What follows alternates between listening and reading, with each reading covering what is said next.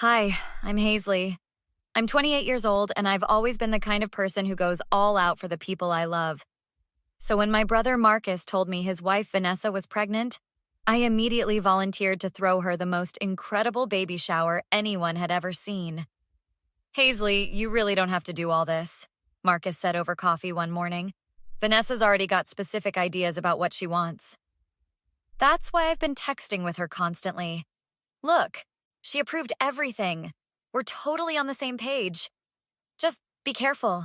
You know how she gets about things being perfect? Marcus, I literally plan events for a living. I've got this. I'm serious, Hales. She's been really particular lately. More than usual. It's her first baby. Of course she's particular. I would be too. He shook his head. If you say so. Just don't be surprised if nothing you do is good enough. I spent hundreds of dollars on decorations, hired a professional baker, and invited 40 of Vanessa's friends and family. The day of the shower, my best friend Tasha arrived early to help. "Girl, you outdid yourself," she said, arranging roses in crystal vases. "Thanks. Vanessa's going to lose her mind when she sees it." "How's she been lately? Still criticizing everything?" "She's pregnant and hormonal. Cut her some slack." "Hormonal doesn't give you a free pass to be awful, Hazley." Guests started arriving. My mom came in carrying an enormous gift bag. "Sweetheart, this is beautiful." Vanessa arrived 30 minutes late. The look on her face when she walked in wasn't the joy I expected. "Oh," she said flatly. "You went with pink." "Yes, like we discussed. You said you wanted soft pink and gold." "I said blush pink. This is hot pink." Tasha whispered. "That's literally blush pink." "Vanessa, I matched it exactly to the sample you sent. Whatever, it's fine, I guess." She walked past me without another word. Every time someone complimented the decorations, Vanessa found something to criticize. "The cake is pretty, but I would have preferred buttercream," she announced loudly. "It is buttercream," the baker said, standing right next to her. "Well, it tastes like fondant to me." Mom pulled me aside. "Honey, is everything okay with Vanessa?" "She's just having an off day."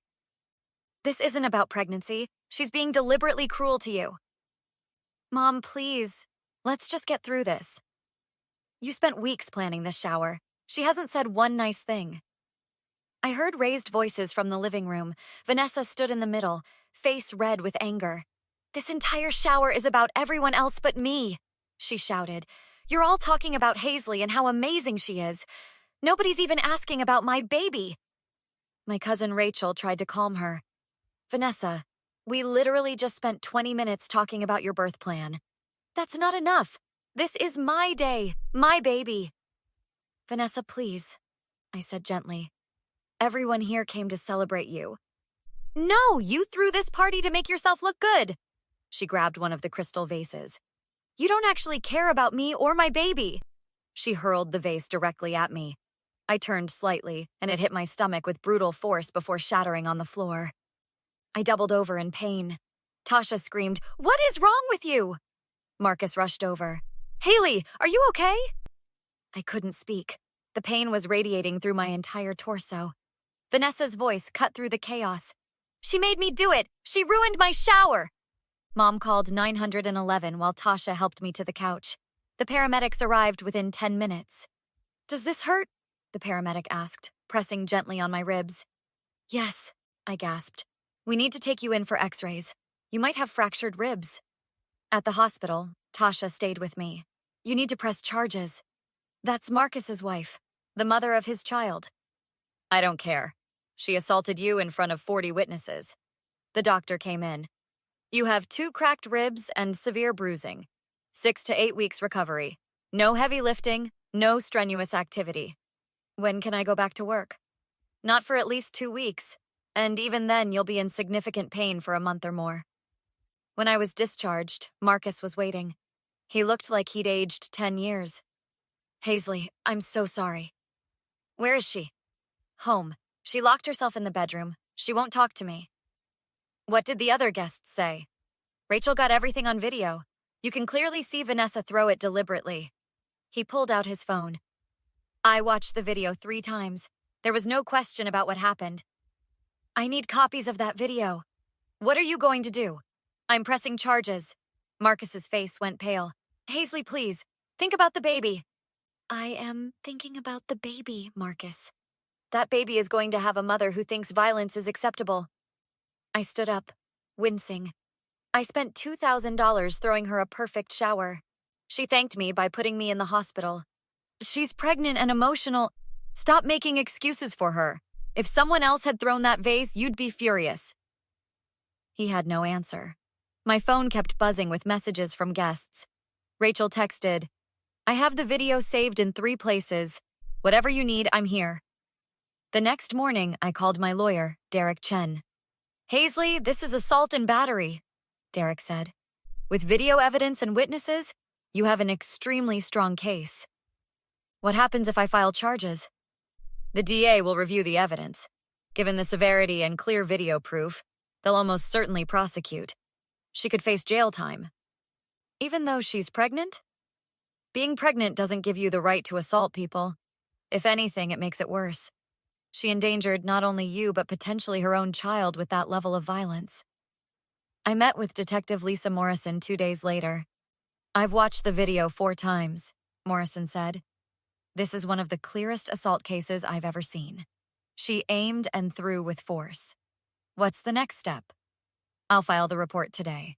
We'll bring her in for questioning. With your permission, I'd like to contact the witnesses. You have my permission. Has she tried to contact you since the incident? No, Marcus says she won't come out of the bedroom. Good. Don't respond if she does. Anything she says can be used in the case. I left the police station feeling oddly empowered. For the first time since the vase hit me, I felt like I was taking control instead of being a victim. 3 days later, Vanessa finally called. I answered on speaker with Tasha as witness. Hazley, we need to talk, Vanessa said in that fake, sweet tone. About what? About this whole misunderstanding. I think we got off on the wrong foot. You threw a vase at me, Vanessa. That's not a misunderstanding. That's assault. You're being so dramatic. It was an accident. The vase slipped. I have video evidence showing you deliberately throwing it. That video is taken out of context. Pregnancy hormones make you crazy. Hormones don't make you violent. You made a choice. Fine. You want the truth? You deserved it. You made my baby shower all about you. Everything was about you. You just couldn't handle not being the center of attention for 5 minutes. Everyone was complimenting you, talking about how amazing you are. Nobody cared about me. Because you were being awful to everyone. Do you know what people were saying? They were saying how patient I was with you, because you spent the entire shower criticizing everything I did. Silence. I have 2 cracked ribs, Vanessa. I can't work. I can barely breathe without pain. And you think you're the victim? I'm pregnant. I could lose my baby from the stress you're causing. The stress I'm causing? You assaulted me. It was one mistake. You're going to ruin my life over one mistake? You picked up a heavy crystal vase. You aimed it at me. You threw it with enough force to crack my ribs. That's not a mistake. That's intentional violence. Hazley, please, I'm sorry, okay? I'm really, really sorry. I'll pay your medical bills. I'll go to therapy. Just drop the charges. No. What do you mean, no? I'm apologizing. Your apology means nothing. You're not sorry for what you did. You're sorry you're facing consequences. That's not true. I feel terrible about what happened. Then why did it take you 3 days and a police investigation to call me? Why didn't you apologize at the hospital or the next day? I was scared. I didn't know what to say. You knew exactly what to say. You just didn't think you'd face real consequences. Please, Hazley, think about the baby. My baby doesn't deserve to grow up without a mother. Then maybe you should have thought about that before you assaulted someone. Your baby also doesn't deserve to grow up thinking violence is acceptable. Marcus's voice came through in the background. Let me talk to her. No, Marcus. Hazley, I'm begging you. I'll do anything. There's nothing you can do. I've already filed charges. The district attorney is moving forward with prosecution. You can drop them. Tell them you changed your mind. I'm not changing my mind. You hurt me, Vanessa. Badly. And you'd do it again if you thought you could get away with it. I wouldn't. I swear I wouldn't. You threatened 3 people at the shower after you threw the vase. Rachel has that on video too. You told my mom you'd make her pay for calling 911. You told Tasha you'd ruin her life for helping me. More silence. I didn't mean those things. Yes, you did. You meant every word. And that's why I'm not dropping the charges. That's why I'm going to testify against you.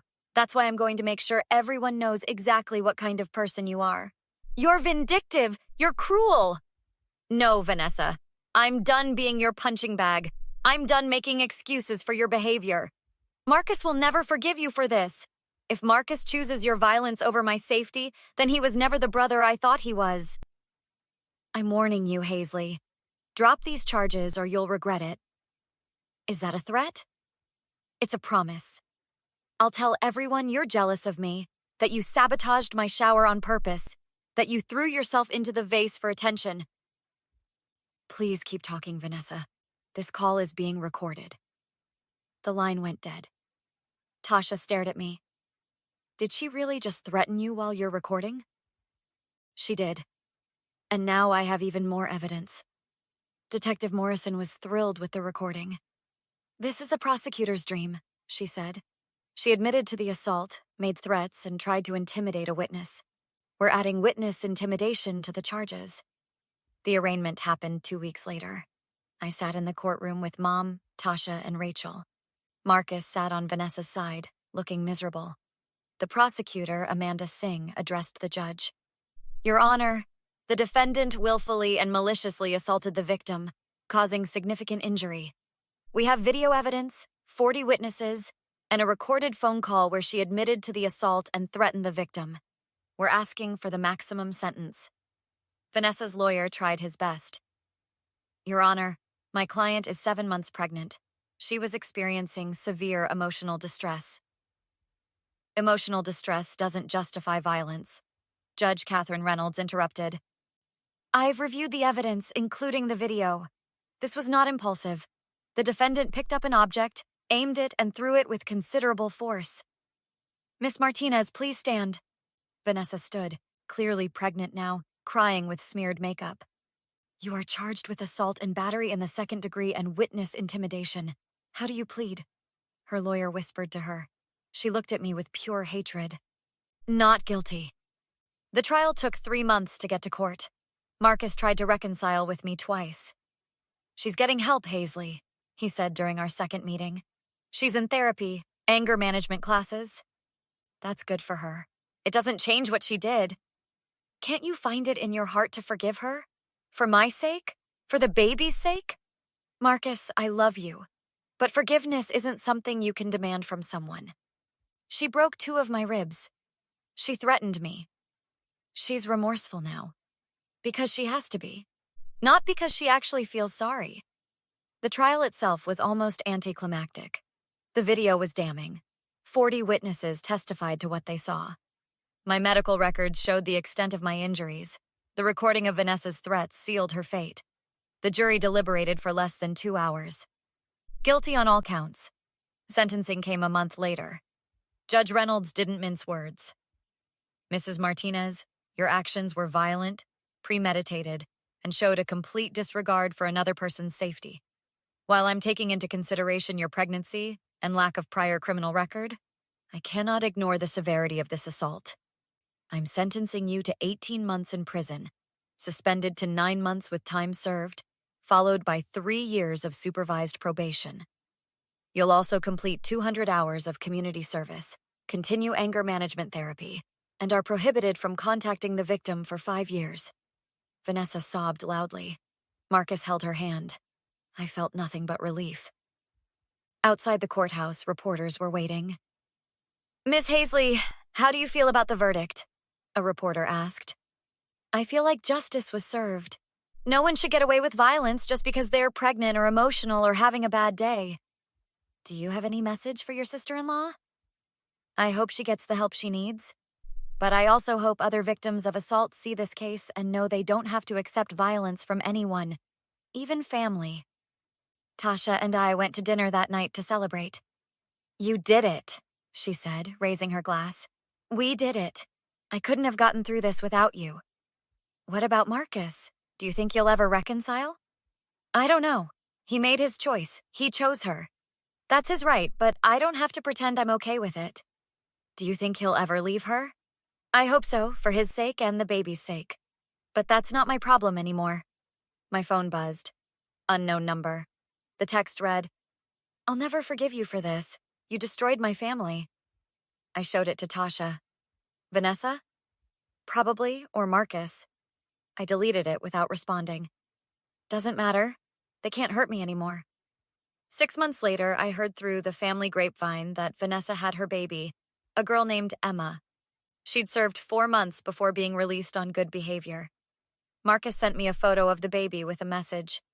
"She's beautiful. I wish you could meet her." I didn't respond. Some bridges, once burned, should stay that way. I threw myself into my work, started dating again, and slowly rebuilt my life without Marcus and Vanessa in it. Was it sad? Absolutely. But it was also necessary. Sometimes people ask me if I regret pressing charges, if I think I was too harsh, if I should have just let it go for the sake of family. My answer is always the same. No, not for 1 second. Because here's what I learned from this whole nightmare. You teach people how to treat you. If I'd let Vanessa get away with it, I would have been telling her that my safety, my well-being, my very body didn't matter. That her feelings were more important than my broken ribs. And I'm worth more than that. We all are. Have you ever had to cut off a toxic family member? How did you handle it? Drop a comment below and don't forget to like and subscribe for more true stories.